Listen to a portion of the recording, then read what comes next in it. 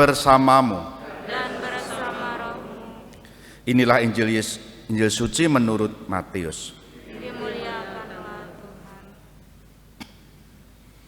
Sekali peristiwa, Yesus dan para murid berada di Galilea dan ia berkata, Putra manusia akan diserahkan ke dalam tangan manusia. Ia akan dibunuh, tetapi pada hari ketiga ia dibangkitkan. Maka hati para murid sedih sekali. Ketika Yesus dan para murid tiba di Kafarnaum, datanglah seorang pemungut pajak bait Allah kepada Petrus dan berkata, Apa gurumu tidak membayar pajak 2 dirham? Jawab Petrus, membayar saja. Ketika Petrus masuk rumah, Yesus mendahulinya dengan pertanyaan, Bagaimana pendapatmu Simon? Dari siapa raja-raja di dunia ini memungut bea dan pajak? Dari rakyatnya atau dari orang asing?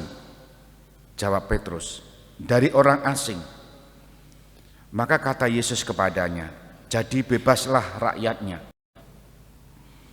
Tetapi agar kita jangan menjadi batu sandungan bagi mereka, pergilah memancing ke danau, dan ikan pertama yang kau pancing, tangkaplah dan bukalah mulutnya, maka engkau akan menemukan mata uang 4 dirham di dalamnya.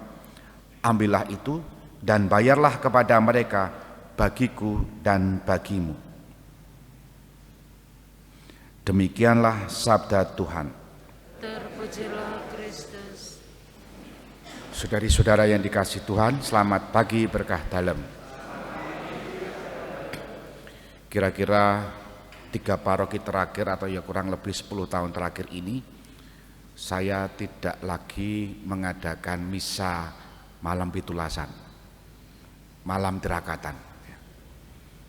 Saya tidak lagi mengadakan itu dengan pikiran supaya umat ya, jadi RT atau RW malam Midodaren itu jangan lalu ke gereja pergi.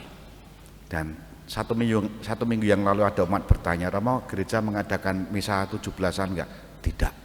Pergilah ke kampung-kampung, gubak sodor, terus dekor ya, voli, seperti belakang pastoran itu juga voli ya. Dan macam-macam lah. Dan sepertinya di Pedukuhan ini juga sedang asyik untuk mengadakan 17-an, berbagai lomba, dan anak-anak OMK kita yang jadi Karang Taruna juga ambil bagian di situ. Bagi saya ini menarik, setiap Agustus menjadi kesempatan pula membaharui rasa keindonesiaan kita, sekaligus menghidupkan semangat kekatolikan kita di tengah masyarakat.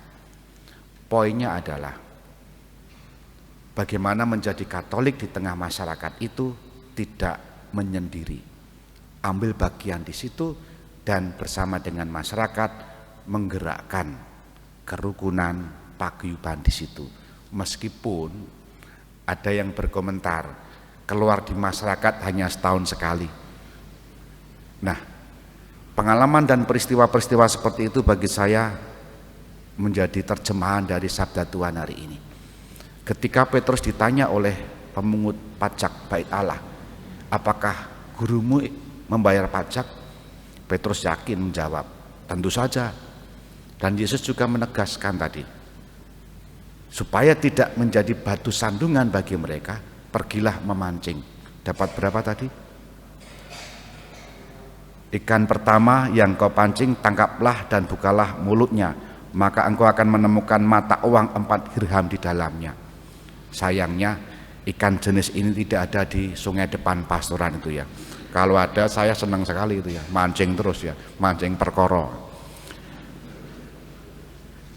Yang kita renungkan hari ini adalah supaya kita menjadi orang Katolik bukan menjadi batu sandungan. Ciri-cirinya bagaimana? Tidak dirasani tahu ya, digibah, apalah sebutannya. Karena kita tidak ambil bagian di masyarakat, karena kita tidak cawe-cawe di masyarakat. Bayar pajak seperti yang dilakukan oleh Yesus menjadi tanda bagaimana ambil bagian dalam tanggung jawab masyarakat. Moga-moga Anda semua, baik yang di sini maupun yang di rumah, Agustusan ini juga menunjukkan semangat itu. Kita hening sejenak.